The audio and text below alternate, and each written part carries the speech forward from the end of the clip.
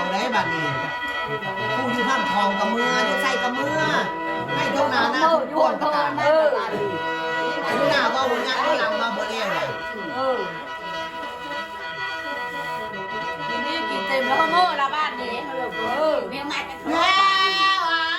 อ้มันเสนอเสียง จะ เสีย แต่ ง งแต่งเงินคนเดียวแล้วมันก็ปูน อีพ่อเอ้ยมากินข้าวบ้ามากินข้าวตัวกินเจ้าห้องเบี้ยถ้าเด้อมามือนี้เรื่องบ่มีเจ้าอย่าหาเลยล่ะพ่อเอ้ยเรื่องบ่มาเจ้าอย่าซื้อเรื่องบ่เพิ่มโอ้ยอย่าหาใส่บ่ได้ตกเด้อทำด้อยได้เด้อบ่เด้ออีพ่อเอ้ยเมื่อเด้อมามือนี้กันมาเข้าลูกกาไงพาไงเอ้ยลูกกาเต็มอย่ามาถือสาเขาเด็กน้อยเกินเมื่อวานมื้อซื่น โอ้ยไหนแหละ กกสุดปลายวายสิ้นยอดแล้ว แม่กูว่ามูจ่าแล้ว เบ้นไหม ใจเส้นคน เจ้าไปน้ำพีเจ้าก็กินข้าวพีเจ้าคายไปน้ำพีพีว่าบ่ม่วนให้เจ้ามามาซอยเจ้าแล้วนี่ จะไปดูน้ำเผาได้ คอมบ่จบบดีกับเมื่อเดินทางคนละเส้นตาเว้นคนละหน่วยแหละแต่คอยบ่ได้ให้อยู่เด้อบัดนี้เรือของกินเรือต้องหากองยาเรือปลาคายล่ะหาเมื่อหากของขี้เรือขี้แพเมื่อยายลำบอกยายลำเนี่ยให้เราดีไม่ใช่ลำเลยไม่อุ้ยลำเนี่ยให้เราดีแล้วบันจะดีต่อไปฮะบ้านเอิญกับเจ้าจะขานว่านเจ้าก็จะซอยเขาเด้อบันนี้คนละสิ่งตาเว้นคนละหน่วยเลยว่ายมาเจ้าอย่าตัวกินเข่าเจ้าอย่าเน่ากินเกงได้ตัวกินเข่าจับเคนเสียหัวไก่จับบ่ไล่แต่คอยให้เสียหัวหมูเด้อคอยปั๊บแต่คอยไม่เด้อแพ้ไว้เมื่อเด้อกากากระดาวมีตาเก่งบ้าได้ตกเด้อทำต่อยเป็นน้อยผู้ใดเด้อแม่เด้ออีแมวเอ้ยมามือนี้ก็สุกเมื่อตอนลานก็สานเมื่อต้นพี่ต้นน้องเลยเด้อเมื่อเด้อตกปีนี้ปีหน้าปีสิมาบ่อยพอกันไหมขั้นความเจ็บอยู่ปลายไม่หมดใครหาทองอีพ่อเอ้ยเมื่ออดแล้วเจ้าจะโง่ขึ้นบ้านเฮือนสังบ้านเก่าเมื่อรักษาดินเจ้าเห็นโอ้ยเมื่อรักษาเรียนเจ้าเห็นเด้อเด้อเมื่อเด้อมาตายทงหางมาลาหน้าทงกวงหน้านี่หน้ามีเอ้ยจะได้บอลขันหน้าเนื้อเพิ่นพาได้นะหน้าทางนี้มีอยู่บ่พี่ ตะเกียนออก ทางนี้ ได้ทั้งหมด เมื่อละทางนี้อยู่ในหัวเมื่อละปีหน้าเมื่อเลย ทั้งคู่นี้ แพ้ไว้เมื่อเด้อลิกากากระดาเอ้ยเจ้ากาจริงอ๋อ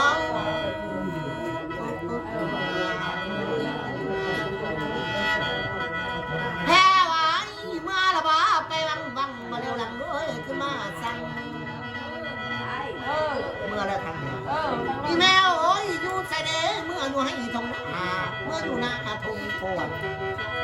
พ่อโอ้ยเมื่อเลี้ยเพื่อนตามใจคนอยู่กันเขียนปูตามใจคนนอนเมื่อเด้อมีทั้งมาสนายเอ้ยเจ้าขี้รถเมื่อต้องลาพาทุกต้องทางนี้ก็มีบ่เมื่อละทางนี้ซี่ไปทางนี้ยังจะมีเสื้อมันนี่ส่งทางในเมื่อน่ะ เมื่อเราบอกเมื่อทั้งสองแล้ว แพ้ไอ้เมื่อเด้อเมื่อแล้วแพ้ไอ้เรื่องบ่มีเจ้าอย่าหาได้ล่ะลามาเจ้าเสื่ออย่าใส่ว่าแล้วตกเด้อทำจ้อยเป็นหนุ่มผู้ใดเด้อว่าเด้ออีพ่อไอ้มามึงนี่ขันใจดีแม่น้ำทางใจบ่คือแม่ทะเลเมื่อนี่ผัวลาวนี่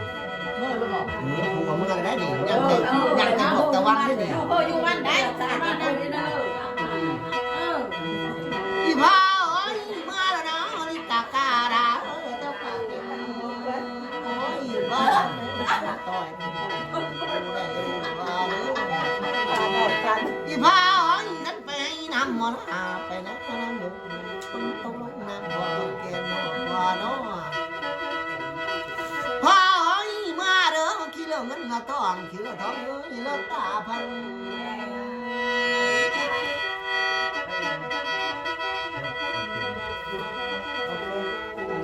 เจ้าเจอใดเจ้าอยู่ตัวใด เอาเงี้ยกินเก่งบ่รู้ยาว เจ้าบ่เมื่อแต่ใครก็บ่เมื่อมื้อนี่ฮะยุ่งแม่มัน3มื้อนี่เจ้าว่าบ่รู้บ้าสิเจ้านี่ นี่แหละ ผัวแล้วก็เมื่อพีหน้าทางนี้ก็เมื่อแล้ว เล็กทะเลได้เราบ่ลงไปลงมา ตัวกินข้าวเหนียวกินเก่งเลย มีเอาเด้อบ้า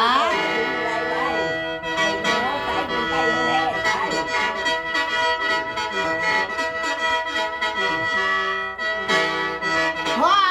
วจบจังเจ้างามจังเจ้าคือสิปล่อยลาบ่เป็นน้อง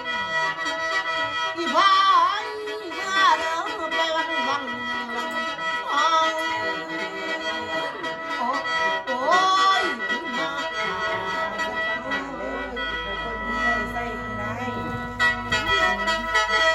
พี่พายกินมาเป็นพ่อยสิก่อนนอนมาเป็นพ่อยนอนแต่สิก่อนทำบ่ทำเด้อสิต้องมัดให้งานขึ้นพี่พายฟังเด้อพ่อยสิเล่าหันว่าจบเนาะตั้งเจ้างามตั้งเจ้ามีเสน่ห์สุดมากพ่อเอ้ยนี่มันสั่งมีของแต่ใจนะ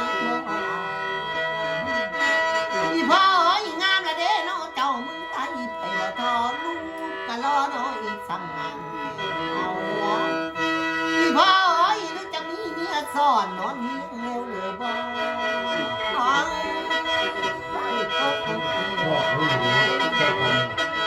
มาเด้อพ่อเอ้ยจบจังเจ้างามจังเจ้าคือสิปล่อยดาบ่เป็นหนูพ่อเอ้ยนี่มีนาท่านมาต้มต้มอายคือลีมาจะไม่เถิงมาหลบได้พ่อพ่อเอ้ยงานละเด้อเราถึงขอน้ำเอ้ยสิได้บ่เพิ่นมักย่อธรรมดา ให้บ่หมักย่อ ค่อยมาว่าย่อโพูดอ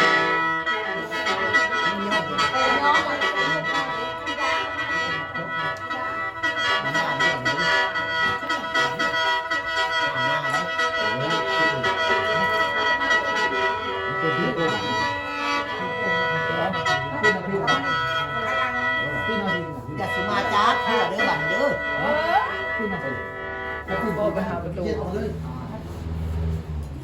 อย่าเลี้ยวกระทงนาสิตัดเด้อ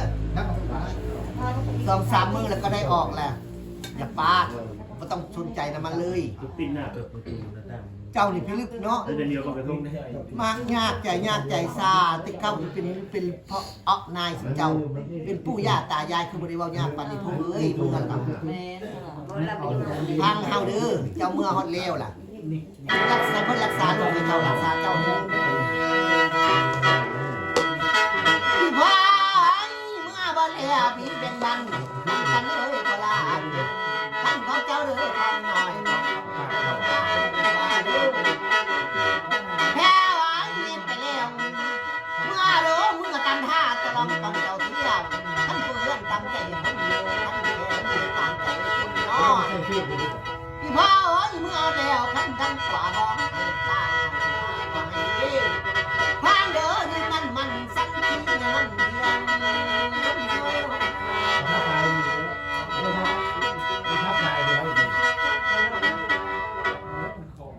ขอน้ำเด้อโพยซาทุเด้ออย่าเอาเด้ตัด2 เทื่อ3 เทื่อ 4 เทื่อค่อยบ่เคยมีเด้อเทื่อสุดท้ายเด้อบัดนี้ได้คือได้เด้อ พี่เขาใส่ต่างหากเลยพี่ใส่ต่างหาก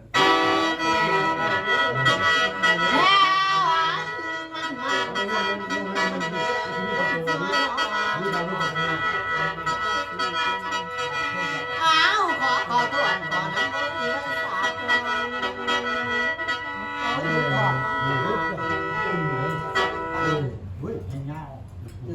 นี่สมพอดีนี่ป่ะนี่ละมันขาดยายว่าดำอยู่ถ้าดำมันเป็นพายมงคลนั่นถ้าดำเป็นพายมงคลแล้วมันจะจบเด้อ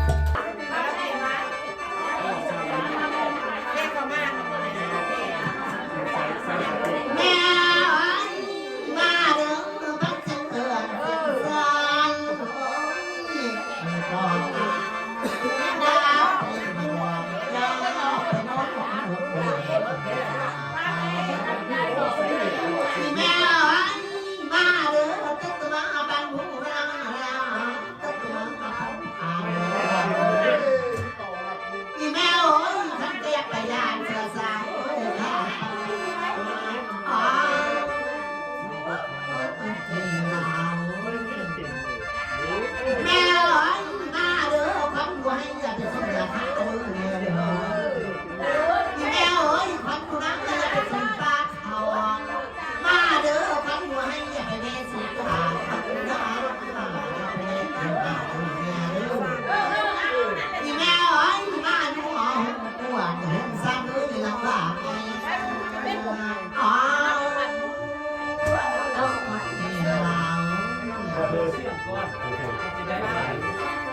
อีแม่เอ้ยมาเด้อมาเอาแนวเจ้าจะมาโวยนอนเม็ดมันเสียคำนะอีแม่เอ้ยมาเอาแนวยืมมันสักทีเนี่ยมันเมียลุ้มสิว่าเขาว่าเขาโดนทอดชาติแล้วบ้านยืนทะเลแม่เอ้ยมามึงนี่โอ้ยนี่จะดูแลมันสมองมานะพ่อเพิ่นมันไม่ยืนชาติแล้วบ้าน อีแม่เอ้ยแม่ถึงว่ามันสันคิวมึงจากมาโอ้แม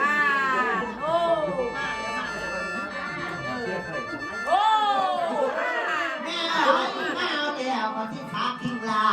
ทิ้งนางในมองบนที่กระบอกเป็นความขอของกระบอกเป็นเศร้าตัวเจ้าอย่าลาเรื่องนึงแม่เด้ออีแม่เอ้ยมาเอาแล้วลูกจะพบไปชาไปสักเลยเจ้าเดี่ยวดำมาเลยเด้อเอาไว้เป็นบุญเป็นข้าวล่ะเจ้าส่วงเจ้าเศร้าโอ้ยแม่กูเลยแม่เอ้ยมาเอาแล้วโอ้ยให้เจ้ายุ่งยาวมันเสมอมันคืออาเกเด้อยัดสู้ลมเศร้าแล้วจะไปแม่เอ้ยมาเอาแล้วพันนาเจ้าเอกคนผู้ข้าเจ้าใจเกี่ยสักพันโอ้ยบอกว่ากันยาสุดปล่อยยาสู่แสงถึงกำเลยดังจอกอ่อนอ้อยเอาเอาวันนอนอีแม่เอ้ยกินก็เป็นเจ้าก้อนน้องก็เป็นเจ้าก้อนน้องก็เป็นเจ้าปงบนตะโกอยู่ยากอีแม่เอ้ยมาอ่อนแรงเจ้ายังไปนั่งพี่เจ้ายังน้ำเพิ่งสาแม่เอ้ยให้เจ้าดีเด้อแต่มือเนี่ยขอด้านนั้นล่ะเด้อไม่ได้ได้เดี๋ยวนี้แล้วอย่าหวังนำสายแน่ยังหัวลอยวันหัวในใจตะนับห่างรันเตแต่อ่อย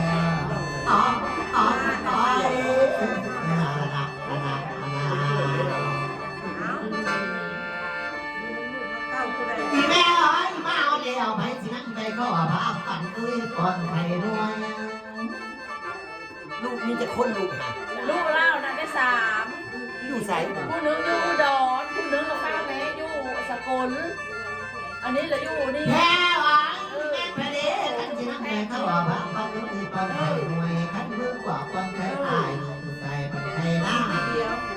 อีแม่เอ้ยเอาลูกสาวเจ้าไว้ว่าอาบอกก่อยนี่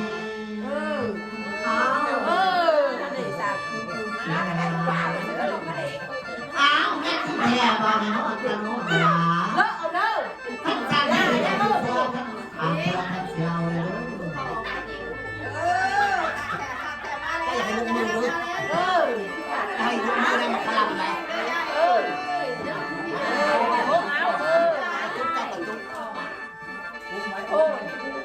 แม่อ๋อมาเอาเลยให้จะยืนมัน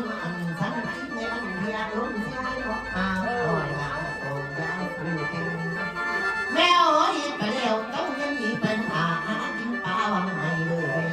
เจ็บยาสู้ได้อะก็ไปยาสู้ที่แม่อ๋อเมื่อตั้งน้ำสั่นกันทั้งเจ้าทั้งรองเมื่อกำลังเลี้ยงปลาเอ้ย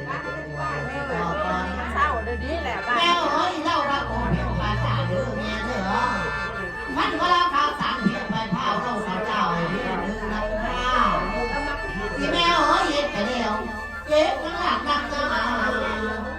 น้ำแค่น้ำตาเข้าตาเลยใจว่าว่าแม่ป้าป้าเลี้ยงเด้อ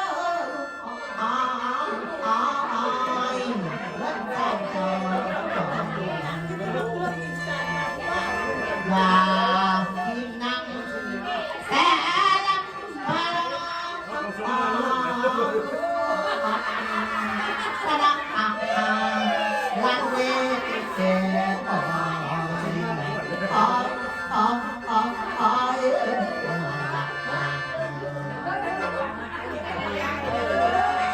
จักเอาลางอีเวนต์16 จักเอาลางได้